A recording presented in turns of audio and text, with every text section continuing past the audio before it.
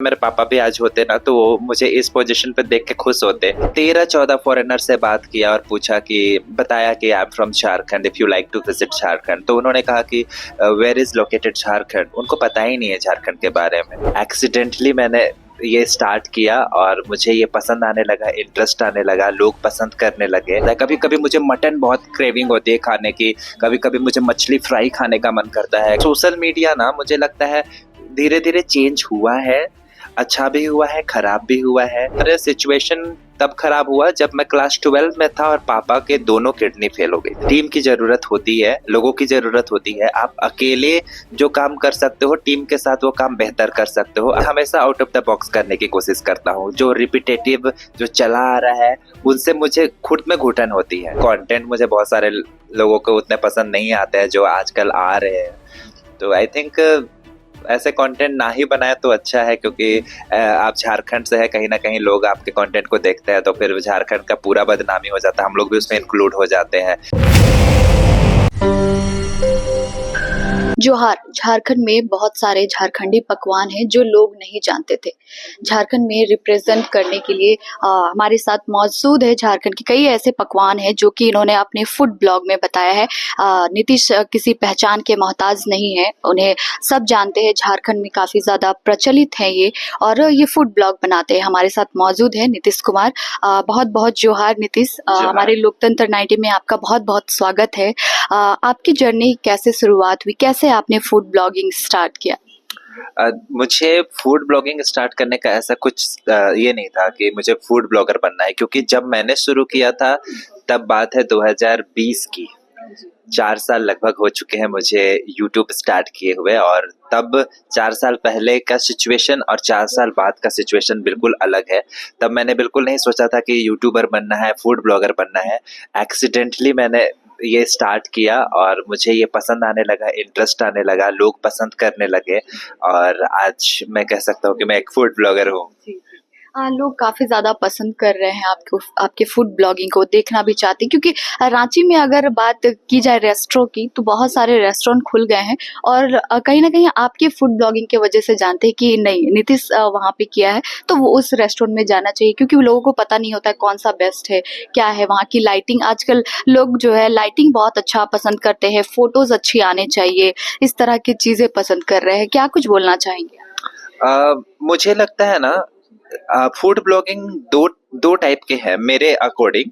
मैं food blogging को 2 categorise में डिवाइड करता हूँ। एक फूड ब्लॉगिंग होता है जो आप रेस्टोरेंट में जाके करते हो, रेस्टोरेंट के खाने को एक्सप्लोर करते हो, रिजॉर्ट में जाते हो, मतलब fancy places, cafe, restaurant, resort, और उसके फूड ब्लॉगर एक अलग कैटेगरी है। दूसरा फूड ब्लॉगर्स वो होते हैं जो थोड़े से ऑथेंटिक देसी टाइप के, मटन हो गए, चिकन हो गए, स्ट्रीट फूड हो गए, जैसे झारखंडी खाना हो गए, उसको एक्सप्लोर करते हैं। तो इस 2 टाइप के फूड ब्लॉगर्स हैं, और मुझे ज़्यादा मज़ा आता है कि देसी खाने को एक्सप्लोर करना, अपने झारखंड के चीज़ों को एक्सप्लोर करना। ऑल्दो मैंने रेस्टोरेंट भी विजिट किया है, रिजॉर्ट भी मैं गया हूँ, कैफे में भी जाता हूँ, बट ज़्यादा मज़ा मुझे थोड़ा सा स्ट्रीट फूड या जो ऑथेंटिक लोग होते हैं वो अलग टेस्ट होता है, उसको एक्सप्लोर करने में मुझे ज़्यादा मज़ा आता है। और मैं कोशिश करता हूँ कि दोनों का बैलेंस रखूँ। अगर मैं देखा जाए सोशल मीडिया पे मैं जब एक्सप्लोर करता हूँ तो आजकल मैंने इंस्टाग्राम पे थोड़े कैफे, रेस्टोरेंट, रिजॉर्ट को रखा है, और अपने यूट्यूब चैनल पे अपने झारखंडी खाने, अपने लोकल चीज़ों को, उसको मैं एक्सप्लोर कर रहा हूँ। तो दोनों चीज़ों का बैलेंस मैं कोशिश कर रहा हूँ, और ताकि अलग अलग कैटेगरी के लोग भी हैं, जो यंगस्टर्स हैं उनको कैफे, रेस्टोरेंट, रिजॉर्ट जाना पसंद है, जो बाकी एज ग्रुप के हैं उनको थोड़ा सा देसी ऑथेंटिक खाना भी पसंद है। तो सबको ध्यान में रखते हुए हमारी कोशिश है कि लोगों को हर चीज़ बताया जाए।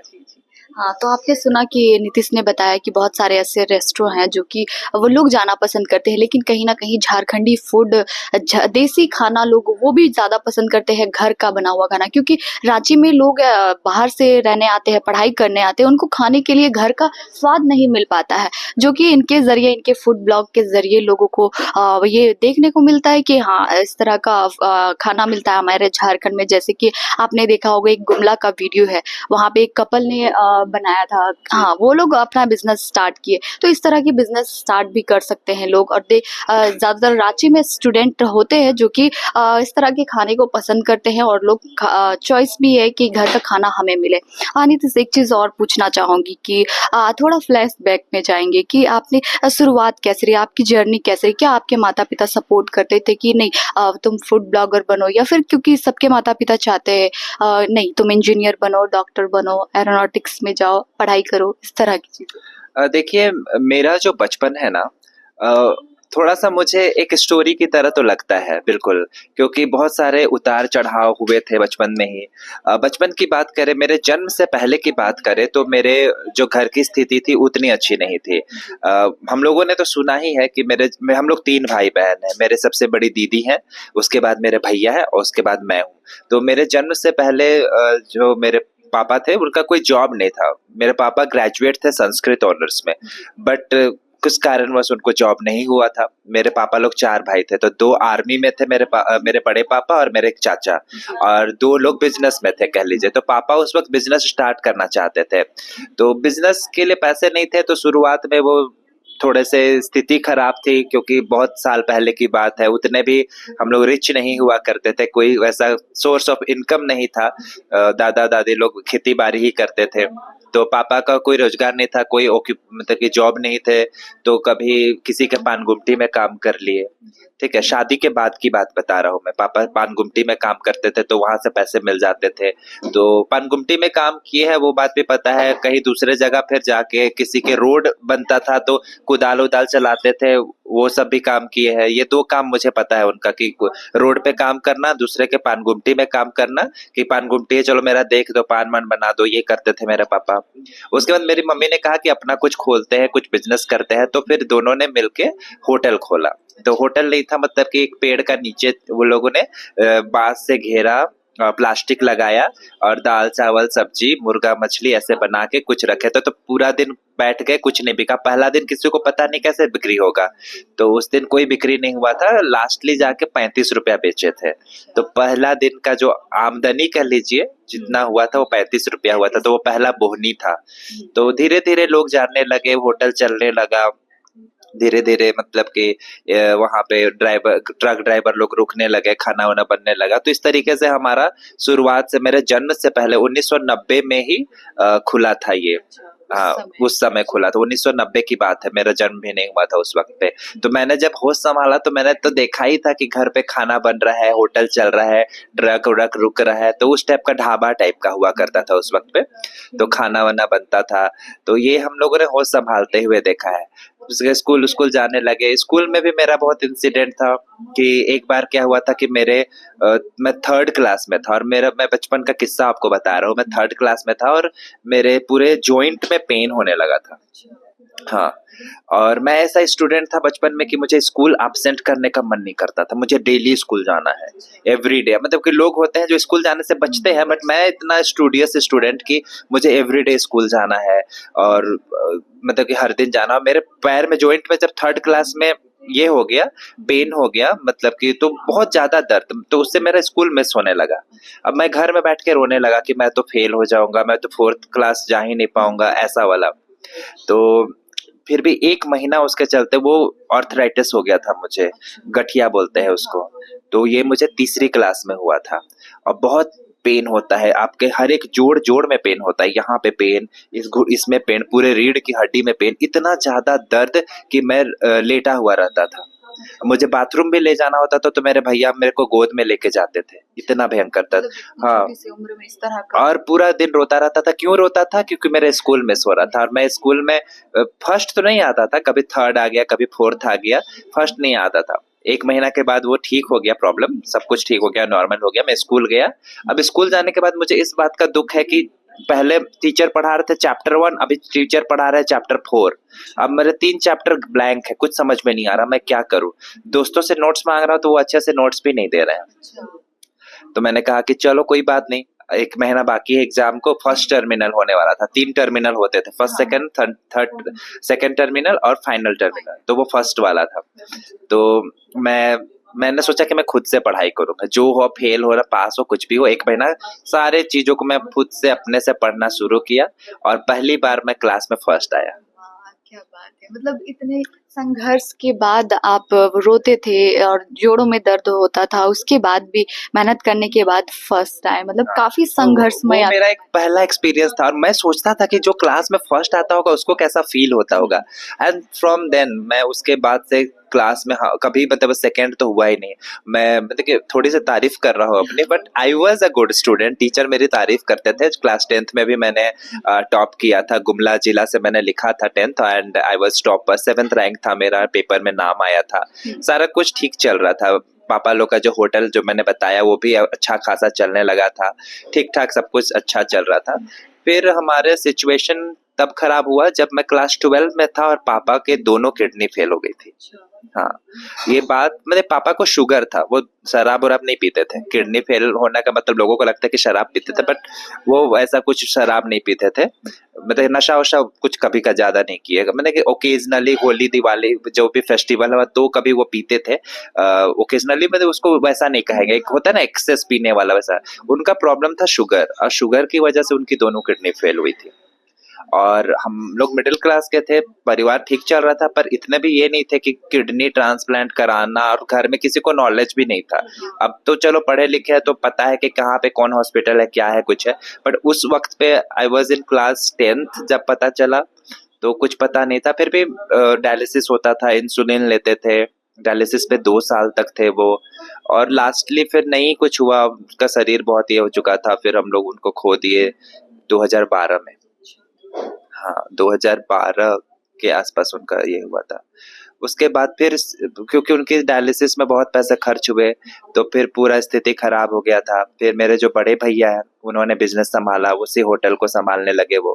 फिर धीरे धीरे फिर दीदी, मेरी जो सबसे बड़ी दीदी थी, उनकी शादी हुई, फिर भैया सारा कुछ मतलब ये करने लगे। तो इस तरीके से problems, ups and downs life में होते रहे। फिर वो धीरे धीरे वो चीजें सुधरने लगी। फिर मेरा भैया ने कहा कि अब पापा नहीं है घर पे, मेरे बड़े भैया है, तो उन्होंने ही मुझे सारा कुछ पढ़ाया। मैं ग्रेजुएशन किया इंग्लिश लिटरेचर में। 12th में मैं यहाँ आ गया था, जेवियर कॉलेज में था। हाँ, उसके बाद ग्रेजुएशन किया इंग्लिश लिटरेचर पे। उसके बाद मैं मास्टर्स करने के लिए बीएचयू चला गया, बनारस हिंदू यूनिवर्सिटी। हाँ, वहाँ से मैंने मास्टर्स किया। फिर मैं मास्टर्स करने के बाद आई वाज टीचिंग, स्कूल में मैं पढ़ा रहा था। उसके बाद मैंने बीएड कंप्लीट किया। तो बीएड के टाइम पे ही आपका लॉकडाउन लगा हुआ था, तो मैंने अपना एजुकेशन कंप्लीट कर लिया था। तो मेरे घर वाले इतने सपोर्टिव थे, जैसे आपने सपोर्ट की बात की थी, सपोर्टिव शुरू से थे वो, कि आपको जो करना है वो कर सकते हो, आपकी मर्जी है, आपकी रुचि है, आपका इंटरेस्ट है। मुझे अगर बिजनेस करना है घर जाके भैया के साथ, तो उसके लिए वो अग्री थे। अगर मुझे स्कूल पे टीचर करना है उसके लिए भी वो अग्री थे, या फिर कोई जॉब, दूसरा जॉब करना है उसके लिए भी, या फिर यूट्यूबर उसके लिए भी, कोई उसके लिए पाबंदी नहीं था। और मैंने भी एजुकेशन कंप्लीट कर लिया था, तो मुझे भी लग रहा था कि हाँ चलो मैं अच्छा खासा एक नौकरी तो कर ही लूंगा। बट ये एक्सीडेंटली हुआ यूट्यूब। मैंने सोचा कि मैं ऐसा इंसान था कि मुझे को करिकुलर एक्टिविटीज करने में बहुत अच्छा लगता था। अब लॉकडाउन में सारा कुछ घर पे बैठे हुए थे, तो मैंने सोचा कि चलो कुछ वीडियोस क्रिएट करते हैं। और सडनली उसको फिर यूट्यूब पे डाला और यूट्यूब पे ठीक ठाक रिस्पॉन्स थे। धीरे धीरे अब शुरू किया है तो अच्छे उसको अंजाम तो देंगे, एटलीस्ट 1000 तो सब्सक्राइबर करना है, ये मन में था, टारगेट था। और वो टारगेट पूरा हुआ, मोनेटाइज हुआ चैनल। फिर लगा कि पता नहीं पैसे आते हैं कि नहीं यूट्यूब से, पर जब पहली बार जब चैनल से अकाउंट में पैसे आए यूट्यूब से, तब लगा कि हाँ चलो पैसे आते हैं। और फिर धीरे धीरे मेहनत करने लगे, फिर धीरे धीरे अच्छे पैसे आने लगे, उसके बाद और अच्छा पैसा आने लगा। तो मोटिवेशन आता है, जब आपको कुछ रिवॉर्ड मिलता है तो आपको मोटिवेशन आता है। तो इसी तरह मुझे मोटिवेशन मिला और फिर मैंने इसको कंटिन्यू किया। और अब धीरे धीरे काफी टाइम भी हो गया है, लोग जानने लगे, पहचानने लगे। घर में सपोर्ट तो शुरू से था। सपोर्ट की बात करें तो मेरी फैमिली, मेरी मम्मी भैया सारे लोगों ने काफी सपोर्ट किया। एंड आई थिंक, मुझे लगता है मेरे पापा भी आज होते ना तो वो मुझे इस पोजीशन पे देख के खुश होते, क्योंकि फूड उनको भी बहुत पसंद था। वो शुरुआत से उन्होंने होटल जब शुरू किया था तब से वो खुद कुक करते थे, खाना खिलाना, खाना बनाना, या फूड में उनको शुरू से रुचि था। हाँ, तो आई थिंक कि वो बहुत खुश होते हैं और अच्छा, उनको भी अच्छा लगता है। बात करें कि जैसे आपने कहा कि काफ़ी ज़्यादा दिक्कत हुआ पापा के जाने के बाद, सारा बिज़नेस जो है, जो भी था उन बड़े भाई को सँभालना पड़ा। तो कहीं न कहीं उनका भी अपने जीवन में जो होता है पढ़ाई-लिखाई में कुछ तो प्रभावित हुआ होगा? मेरे भैया का, जी। मेरे भैया ने ग्रेजुएशन किसी तरह कंप्लीट किया। हाँ, और ना मेरे भैया को कभी पढ़ाई में इंटरेस्ट ही नहीं था, मेरे जस्ट अपोजिट थे। अच्छा। जहाँ मैं क्लास में फर्स्ट आता था स्कूल में, मेरे भैया कभी भी सब्जेक्टली पास नहीं होते थे। अच्छा। हाँ, बट मैट्रिक उनको अच्छा अच्छा गया था, बट क्लास में ही वाज नॉट इंटरेस्टेड। वो स्पोर्ट्स में काफी अच्छे थे, he was a good cricketer, football अच्छा खेलते थे, 100 मीटर ये करते थे, रनर थे वो, चैंपियन थे। बट उनका इंटरेस्ट शुरू से बिजनेस में था। अच्छा। पापा के बिजनेस को या तो होटल पे करना हो, और आज उसी होटल को जो झोपड़ी से शुरू हुआ था, जो 35 रुपया सेल था, आज वो एक अच्छा खासा रेस्टोरेंट की तरह उन्होंने ही अपने दम पे वो स्टैब्लिश किया है। सो आई एम वेरी प्राउड कि वो अपने बिजनेस को लेकर काफी क्रिएटिव हैं, अलग अलग सोच है उनकी, और बिजनेस को आगे लेके जाने के लिए बहुत वो सोचते रहते हैं। जी। तो आप देख सकते हैं कि काफ़ी संघर्षमय जीवन रहा है नीतीश का, और अभी भी कंटिन्यू फूड ब्लॉग बनाते हैं। बात करते हैं अब, जैसे कि फूड ब्लॉगिंग करते हैं, बहुत सारे ऐसे युवा जो हैं, आपको देख कर के वो भी फूड ब्लॉगिंग करना स्टार्ट करना चाहते हैं, तो उनके लिए क्या कुछ बोलना चाहिए कि यूट्यूबर बनना आसान है, या फिर उन्हें ऐसे ईज़िली मुकाम हासिल हो जाएगा? क्योंकि आपकी कहानी तो बहुत ही अलग है और बहुत ही संघर्षमय रहा। हाँ, मुझे लगता है मेरी कहानी में ना, मैं ये क्रेडिट खुद को नहीं देना चाहता हूँ कि मैंने कुछ संघर्ष नहीं किया। मेरे फैमिली मेंबर्स ने, मेरे माता पिता ने संघर्ष किया है, उनका जीवन था, बट उन्होंने हमें कभी उस ट्रबल में नहीं रखा। हमें सारा कुछ हमेशा पूरा हुआ है। हाँ, सिचुएशन, अगर आपके सर से पेरेंट्स का साया हाथ से हट जाए तो थोड़ा सा वो सिचुएशन डगमगा जाती है, बट मेरे केस में क्योंकि मैं घर का सबसे छोटा था, तो मेरे भैया ने उस चीज को संभाला। तो आई एम वेरी फॉर्चुनेट कि मुझे वो चीज मिला है। एंड फूड ब्लॉगर्स की जब बात आती है, अब सोशल मीडिया ना, मुझे लगता है धीरे धीरे चेंज हुआ है। अच्छा भी हुआ है, खराब भी हुआ है। लोगों के लिए बेनिफिट भी रहा है, लोगों के लिए प्रॉब्लम भी क्रिएट हुआ है, और चीजें मुश्किलें भी आई हैं सोशल मीडिया में अपना नाम पहचान बनाना। और अगर आप थोड़ा सा इधर उधर करते हो तो थोड़ा वो इजी भी है, बट वो सही नहीं है। आप गलत चीज दिखा के, गलत इन्फॉर्मेशन दे के, या कुछ गलत तरीका अपना के अगर सोशल मीडिया पे नाम बना रहे हो, तो वो जाहिर सी बात है, वो गलत नहीं है। हाँ, मुझे मेहनत लगी, पर मुझे मेहनत करने में मजा आया, क्योंकि उसमें मुझे वो काम की तरह नहीं लग रहा था। I was enjoying, I was trying something different, जो कि मैंने आज तक कभी किया नहीं था। सो मेरे लिए एक ये एंजॉयमेंट ही रहा था, और शायद मेरे लिए इजी भी रहा था, क्योंकि उस वक्त कॉम्पिटिशन कम थे, अभी कॉम्पिटिशन ज्यादा है। हाँ, बट आज अगर फूड ब्लॉगर की बात करें, रांची झारखंड में बहुत सारे फूड ब्लॉगर हैं, अच्छे अच्छे फूड ब्लॉगर हैं। आई फॉलो कुछ कुछ को, जो उनके कंटेंट मुझे बहुत अच्छे लगते हैं। एंड आई एम हैप्पी कि चलो मार्केट में ऐसे लोग आ रहे हैं जिससे मुझे भी काम करने में अच्छा लगता है। और अब मेरे साथ क्या है कि मैं ऐसा नहीं चाहता हूँ कि 4 लोग जो कर रहे हैं सेम चीज मैं करूँ। ऑल्दो मैं भी करना पड़ जाता है कभी कभी, बट अब मैं कुछ, मेरे प्लानिंग्स अलग हैं, मैं कुछ डिफरेंट सोच रहा हूँ जो कि लोगों को पसंद आएगा। और मैं हमेशा आउट ऑफ द बॉक्स करने की कोशिश करता हूँ। जो रिपीटेटिव जो चला आ रहा है, उनसे मुझे खुद में घुटन होती है, तो मेरे व्यूअर्स को तो और भी ज्यादा होगी। तो मैं अपने व्यूअर्स के टेस्ट का हमेशा ख्याल रखता हूँ, और मैं कोशिश करता हूँ। मैंने बहुत कुछ ट्राई किया है। मेरे वीडियोस अगर आप उठा के देखो ना, तो मैंने ऐसे कुछ कुछ चीजें ट्राई किए हैं, जो मेरी क्रिएटिविटी है, जो मेरी थिंकिंग है, जो मैंने अपने तड़का डाला है, और शायद यही लोगों को पसंद आता है। तो जो न्यू कमर्स हैं, या जो नया स्टार्ट करना चाहते हैं, उनको मैं कहूंगा कि अपना एक फ्लेवर जरूर रखो। ठीक है, लोगों को ऑब्जर्व करो, लोगों को देखो, सीखो, बट अपना एक ओरिजिनलिटी उस वीडियोस में, उस क्रिएशन में जरूर रखो, तो वो बहुत हेल्पफुल रहेगा। जैसे कि शुरुआत में जब लोग स्टार्ट करते हैं वीडियोस बनाना, सपोर्ट नहीं मिल पाता है। कैसा सपोर्ट था आपकी टीम का? क्योंकि एक वीडियो बनाने के लिए कैमरामैन की ज़रूरत होती है, जो अच्छे से बोल पाए, वो खाने को कैसे प्रेज़ेंट करना है, वो सब चीज़ें दिखाना पड़ता है। तो ये टीम का कैसा सपोर्ट रहा शुरुआत में? बिल्कुल, शुरुआत में तो मेरी कोई टीम नहीं थी, मैं ही अकेला था। उसके बाद मेरे कज़न जो है, मेरे मौसी के बेटे हैं बादल, अमनदीप नाम है उनका, तो वो मेरे साथ रहते थे, तो उनके साथ हम लोगों ने एक्सप्लोर शुरू किया। फिर उनके धीरे-धीरे कुछ फ्रेंड्स बने, कुछ लोगों ने देखा तो उन्होंने सपोर्ट किया। हमारी एक टीम नहीं कहूँगा, मेरा एक फ्रेंड्स ग्रुप है जो कि बहुत अच्छा है, बहुत प्यारा है। दे अभी भी मेरे साथ सपोर्ट करते हैं और ज़रूरत होती है, टीम की ज़रूरत होती है, लोगों की ज़रूरत होती है। आप अकेले जो काम कर सकते हो, टीम के साथ वो काम बेहतर कर सकते हो। आपको स्ट्रेस कम होगा, आपके काम स्मूथली होंगे, तो आप और बेहतर कर सकते हैं। लेकिन आप शुरुआत ऐसा रखो और अपने आप में इतना हिम्मत रखो कि आप अकेले शूट भी कर सकते हो, आप अकेले एडिट भी कर सकते हो, अपलोड भी कर सकते हो और मतलब कि खुद में भी आप कंप्लीट रहो, इंडिपेंडेंट रहो, आप किसी पर डिपेंडेंट मत रहो। और मुझे लगता है कि शुरुआत उसी से होती है। अगर आप अपना काम खुद से कर सकते हो तो लोग आपको सपोर्ट करने के लिए आएंगे, खुद ब खुद टीम बनेगी। तो मेरा ये सोच था और टीम मेंबर्स जो हैं मेरे लिए काफी हेल्पफुल रहे हैं शुरू से। अभी के युवा पीढ़ी को क्या मैसेज देना चाहिए, क्योंकि बहुत तरह के रील्स चल रहे हैं तो उनको सही गलत की समझ भी नहीं है, आप इसे कैसे देखते हैं? डेफिनेटली मुझे लगता है आजकल मेनली मुझे लगता है इंस्टाग्राम पे कि ये चीज होती है ज्यादा। यूट्यूब पे पता नहीं उतना, मुझे यूट्यूब पे उतना कम देखने को मिला है, लेकिन इंस्टाग्राम पे मुझे ज्यादा देखने को मिला है कि डबल मीनिंग हो गया, गाली गलौज हो गया और ये चीज पे ना थोड़ा सा व्यूज चला जाता है, तो उनको लगता है कि ऐसा कुछ करेंगे तो और व्यूज जाएगा, है ना। अब्यूसिव लैंग्वेज हो गया या फिर उस टाइप का क्रिंज कंटेंट हो गया, तो उन्हें लगता है कि ये चीज करने से व्यूज जा रहा है, व्यूज मिल रहा है, तो ये चीज और करो। बट वो कहीं ना कहीं सोशल मैसेज तो अच्छा नहीं है। लोगों को ये मतलब लोग देख रहे हैं आपको, बट आपके पीठ पीछे आपकी बुराई भी कर रहे हैं, वो आपको पसंद नहीं कर रहे हैं। आपके कंटेंट को बहुत मतलब कि ऐसा कंटेंट नहीं है कि वो सबके सामने देख पा रहे हैं। तो मैं तो ऐसे लोगों ऐसे चीजों को सपोर्ट नहीं करता हूँ।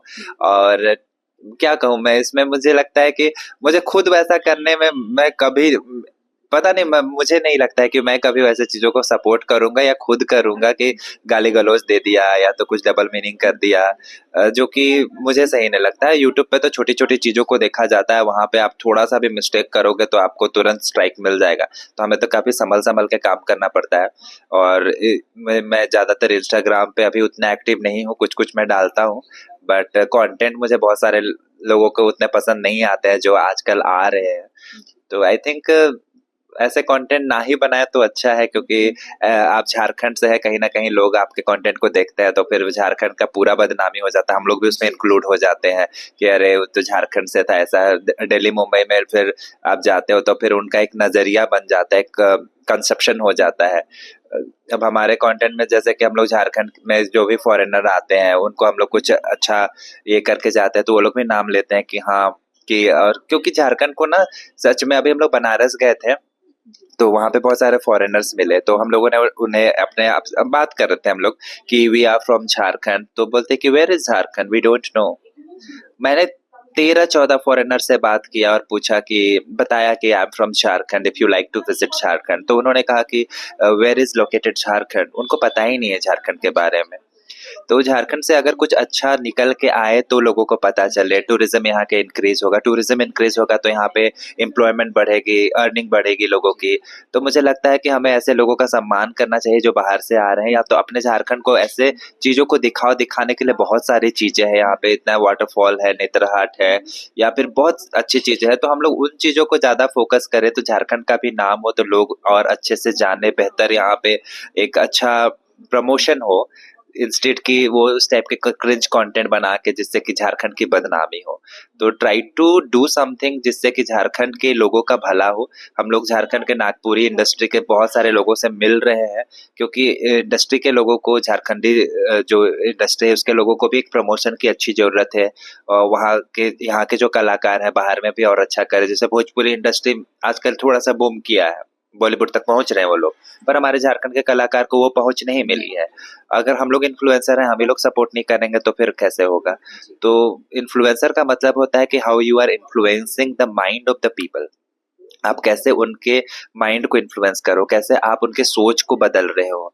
हम लोगों ने जैसे अभी कुछ भी अनाथालय हो गया या फिर जो भी चीजें हैं उनको हम लोगों ने कोशिश किया है कि हम लोग प्रमोट करें।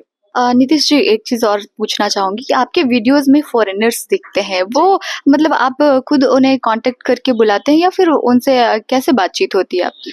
मैं सच बताऊं तो बहुत मुश्किल होता है उनको इनवाइट करना, क्योंकि कोई भी हमें पता है कि हमारा झारखंड बहुत खूबसूरत है, बहुत प्यारा है, बट वो वहाँ तक अभी तक नहीं पहुँच पाया है। और हमारी कोशिश यही है कि बाहर तक के लोग भी जाने झारखंड को, जैसे उनको दिल्ली, मुंबई, कोलकाता ये सब पता है, वैसे उनको झारखंड भी पता हो। और वो तभी पता होगा जब यहाँ सोशल मीडिया के थ्रू एक अच्छा प्रमोशन मिलेगा, या यहाँ की चीज़ें, अच्छी चीज़ें बाहर तक जाएंगी। भले सोशल मीडिया हो या प्रिंट मीडिया हो, कोई भी माध्यम हो, वो वहां तक पहुंचे। और हमारी कोशिश है कि हम लोग करें। और कांटेक्ट करना बहुत मुश्किल होता है, और वो उनका आ पाना भी मुश्किल होता है। हम लोग जैसे बाहर घूमने के लिए जाते हैं तो हम लोग बातचीत करते हैं, जैसे जयपुर हम लोग गए थे या फिर बनारस गए थे।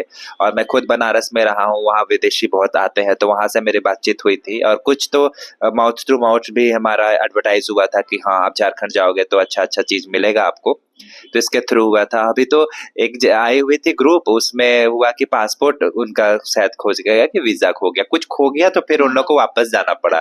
नहीं तो ये जनवरी में अभी हम लोग को एक मिलता अच्छा फॉरेनर का ग्रुप, बट वो अनफॉर्चुनेटली हमें नहीं मिल पाया। और फिर महाकुंभ वगैरह भी लगा है, तो उसमें भी 2 लोग हैं शायद अमेरिका या कहीं से आए हुए हैं, तो उनका अब देखिए कैसे हो पाता है आना।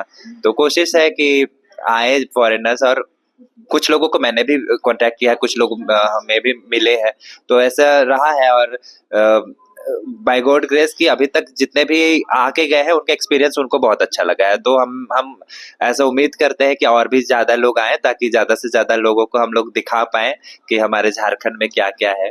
तो कोशिश यही है कि हम लोग अच्छा करें इस क्षेत्र में। तो उन्हें झारखंडी फूड और झारखंड के जितने भी पहाड़ पर्वत जंगल जितने हैं वो पसंद आते हैं? बहुत पसंद आते हैं उनको। अगर मैं ना रेस्टोरेंट लेके जाऊं या फिर कुछ फैंसी जगह पे लेके जाऊं तो उनको पसंद नहीं आता है।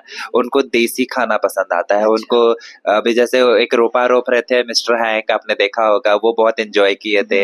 या फिर तो लोकल मार्केट जाते हैं तो वो वहाँ पे खाना पीना खाते हैं, वो उनको बहुत पसंद आता है।